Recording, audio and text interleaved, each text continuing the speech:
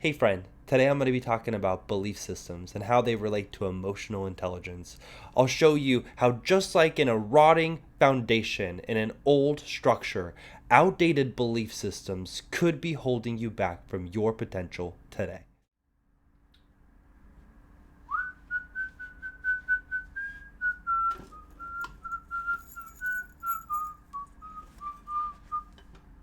Hey friend, good to see you.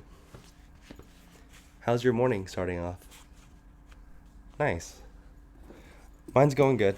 I just got done with a little meditation and immediately I started thinking about beliefs.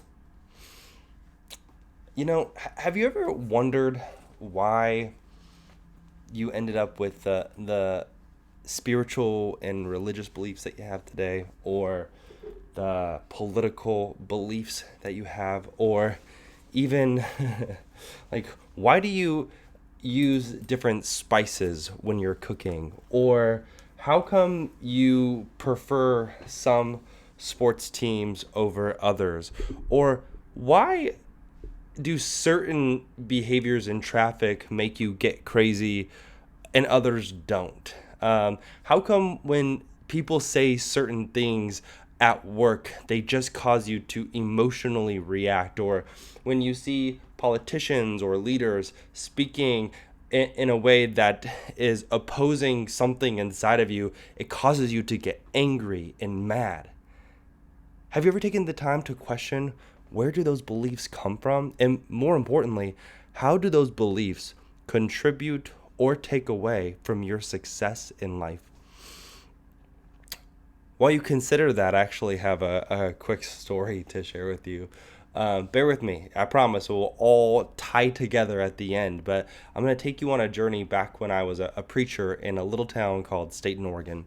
I was a preacher there for 8 years, from ages 18 to 26. I ended up moving into this town because a key influencer in my life had taught me that this was the way I would I would do good in the world if I followed this path, and also my soul would be saved from damnation. Now, while this is not my belief system today, I spent 8 years in this community and learned many lessons. And if you're finding yourself intrigued by the stories that you've heard from me so far, and you like what you're hearing on this channel, I encourage you to subscribe and follow me on the journey as I continue to share with you some of the lessons that I learned as I evaluated this belief system.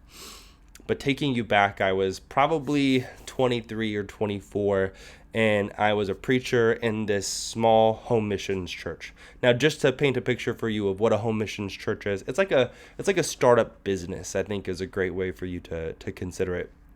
And think of it like a retail business, right? What are key components that are important for a retail business? One, I would say that storefront value, meaning how does it look? Because you want to attract people in. You want to make sure that you have clear signs. You want to make sure that you have a fresh a paint job. You want to make sure that if you have a lawn and like in any kind of like flower beds, that the landscaping is on point. You want to make sure that it's attractive for people to come into. And then once they're in, you want to make sure that the inside is appealing as well. And we had done all the work to make sure that the outside of this home missions church was appealing on the outside. And now it was time to start doing some work on the inside. Now, the type of church that this was, it was an apostolic Pentecostal church. If you don't know what that is, go watch the new movie about Elvis's life, and you'll see in the first 15 minutes he goes to a tent revival, and in that tent revival, people are speaking in tongues, they're jumping up and down, they're dancing, they're running. This is a church that their form of worship is to get excited about their experience with God. Versus, some of the other faiths, like Catholic faith, is more about the reverence to the experience in your religious experience. And this church is about excitement and exuberance and worship in a very loud and big way. The challenge that we had in our church is our ceiling inside was about 6'3", and we had a brother in our church that was 6'1". So when you're trying to jump up and down and worship, his head would hit the ceiling. Not only that, we had a vision where we wanted to vault the ceiling of the church. We got excited about this idea that if we vaulted the ceiling of the church, we would then have a 20-foot ceiling. But then also with that 20-foot ceiling, with it vaulted like this, when people walked in, they would look up and we were going to put a stained glass window up there. And it was going to be super appealing from a visual perspective when people came into the church, which is important for a business. When people walk in, and especially you're meant to be a place of worship, you want people to feel in awe of the space. The tricky thing was, though, is as we invited a contractor friend out and we were ready to go to work on making the inside of the church more beautiful and appealing for folks, he said, it's not time for that yet. Because as he dropped a marble on the front of the church floor, it just rolled to the left. That's not a good sign. If you've ever worked in any kind of contracting job, you don't want a marble to roll in a certain direction on the floor because that means it's not level. And if it's not level, in order for you to build up, you first have to inspect the foundation. Because the foundation, if it is corrupt, then you can continue to, do alterations and try to fix the structure. But eventually, with one minor disaster, the structure will crumble and it won't pass an inspection. So we had to go and check out the foundation. Now, this is the one time in my life that I would say being the small guy was a severe disadvantage. Now, this church, their favorite pastime was for the brothers to go after church and enjoy a burger and a root beer float at the local A&W. That meant that they were not small enough to be able to crawl under the church. So I had the unfortunate job of crawling under the church. I don't know if you've ever had to go underneath a building before, but it's gross. It's dark. There are spiders, there are spider webs, there are cockroaches. In this very unfortunate moment, there was also a dead animal. I think it was like a possum. And if you've ever been underneath the church and you had to smell in the summer the rancid smell of a rotting animal, I know it's gross, but you didn't have to be there. I did. It's nasty. But I was committed to the process because we were excited about vaulting the ceiling. And as I got under there, I didn't know what I was doing. I'm not a contractor. I needed to listen to people who were older than me and wiser than me. That is the essence of wisdom, is that when you don't have to learn tough lessons yourself and you can listen to people who are older and wiser than you, then you learn not to make mistakes. And I'm so thankful for that, because if I would have been underneath this church by myself, I believe that structure would crumble today. So as I was underneath the church, I didn't know what I was doing, but I had brothers outside of the church saying, all right, Brother Chad, look for this specific part and shine a light on the foundation. And what do you see? And for me, I saw a bunch of holes, and I saw that the church was crunching the boards that were meant to be the weight-bearing boards that held up the structure. And so as I explained that to them, I heard them not be super happy about the condition of the foundation, and that meant that we needed to do some work. So we went to the hardware store, we bought a bunch of boards, we got some jacks, and then I needed to go back underneath the church and jack up the church, just like a car. You jack up a car when you have a flat tire. You also jacked up the church in order to get it to a certain level, and someone was standing up in the church, and they had a leveler up there, and as soon as I got it to a certain level, they were telling me to stop because we got it level. Now is the hard work. We needed to do the work of taking out the old foundation and replacing it. Again, I hadn't done this before, so I needed to lean on people who were smarter than me, but they couldn't see what I could see. I had to use my eyes to tell them what I was looking at, and they would communicate to me outside what I needed to do. So it was taking out the old foundation. They would measure the new 2x4s that we were going to put underneath of there, and then we replaced the old foundation. I replaced the old foundation as I listened to people who were older and wiser than me. And of course, as we completed the project, it took a couple of weeks, but we were able to remove everything, deal with the discomfort of being underneath the church, and we dealt with a couple challenges along the way, but eventually we were able to replace the foundation and make it so we could actually start on the project that we wanted to start on, which was making the church more appealing so we could grow. Now, in this analogy, I want to use the foundation as an example of our belief systems. Just like this foundation, some of our belief systems can become old, outdated. They can become infected. They can become unhealthy. They can become, you can think of like the boards that I was looking at underneath the church were infested with termites. If you see that it's not bearing the weight of what you're trying to build, or your belief systems are holding you back from what you're trying to accomplish, do you think it's worth evaluating how and why they have come inside of you, and what are they doing to serve you today? Now, as I think about this, I want to actually draw your attention to a book. It's one of my favorite books, written by one of my favorite authors. It's called Think Again. In fact, I think I have it right here, written by Adam Grant. Adam Grant is an organizational psychologist out of the Wharton School of Business. And Adam Grant, he talks about how with our belief systems, we typically approach our beliefs or differing beliefs with as three different characters. That would be the preacher, the prosecutor, or the politician. You can think of it like this, and consider yourself for a minute. When someone who has a differing belief than you comes at you, do you approach it like the preacher, meaning you already have a message, you already know what you believe, so you're not listening to people who have differing beliefs, you're just ready to tell them what it is that you believe? The prosecutor wants to listen in order to disseminate the argument, to prove it wrong, and then to help you understand the better way. This is actually my belief system. Thank you for sharing. Here's all the reasons why you're wrong. This is what you need to believe instead. And the politician, it is just meant to like be a little, they're going to say whatever they need to say to eventually kind of win you to their belief system. And obviously those three ways, when you consider that, and you're talking to people who have differing beliefs, when you approach it in one of those three ways, you still have two people who are not working well together. Because when you have a belief system that is contrary to another person's belief system, and all you're trying to do is convince them to believe like you believe, well, now you're actually creating a disconnect between you and another person. Now, I know what you're thinking. Well, Chad, why should I have to change my belief systems for someone else? The good news is you don't have to. Adam Grant offers us a fourth approach, something that might be a little bit healthier for us to consider when we're faced with belief systems that may not be serving our purpose. Now, real quick, I want to help define what is our purpose.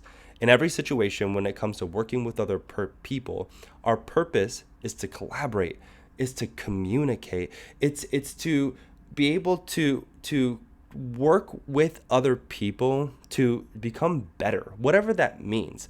We draw strength from other people. They say the human species is an apex predator. Now, think about this. As an apex predator, if I was to take you and put you in the wild without any tools or other people next to a lion, are you an apex predator in the middle of the African desert all by yourself? Nah, we know that that's not true.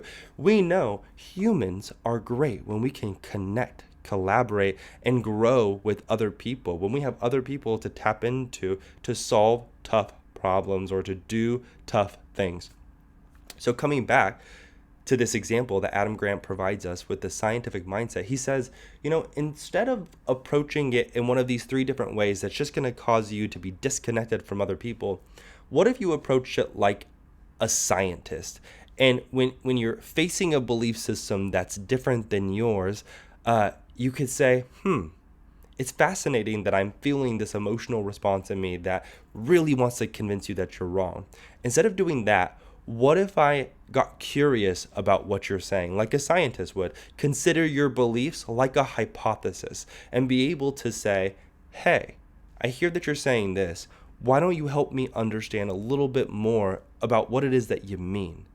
And as we learn about what people mean, you'll find a couple different things. One, you might find it's not a very well thought out belief system. Some people are just emotionally reactive. When you've been raised in a home with a family in a place, think about this. I was raised in southern Utah. I was raised around a population that was a very LDS community, Mormons, right? I was not raised Mormon, and my family was not raised Mormon. And yet, when I look back and I go back and visit my family today, many of the behaviors that they have are that of a Republican Mormon society, meaning they believe in moral. My As an example, my mom didn't even drink growing up, but she owned a bar. I never saw her drink one time, and yet she owned a bar. We were a family where my mom would tell us not to cuss. She would tell us, that we needed to not drink underage, and some of these things seem really obvious to you, but also like don't smoke cigarettes, and don't ever try drugs, and don't have premarital sex. And of course, all of these are things that are great advice. But today I live in Portland, in Portland, Oregon. A lot of the parents around here, I hear them talking about raising their kids, and they want to, in a democratic, very open culture around all things sexual orientation, around early childhood experimentation, around just choice, giving children choices. Now, they're two radically different belief systems, right? One is one that is like a very LDS, Mormon, Republican family values. Parents will tell you, and the church will tell you, the best way of being in the world. And in Portland, you have this democratic freedom of choice. We believe that even as a child, you can make your best decision making. When it comes to me, I believe that the answer is somewhere in between the two radical beliefs. But the point is if I would have been raised by my mom in Portland, Oregon, then we would have been having very different conversations. It would have been something like, if you want to, I was talking to a friend recently where his parents, who are actually psychologists, they said, if you're going to drink underage, we just want you to tell us. Bring us into the conversation and help us guide you through that conversation. And they were humans who are not alcoholics, but they enjoyed a glass of wine with dinner. So they had a little bit more of what they considered a balanced perspective of what it took to raise kids.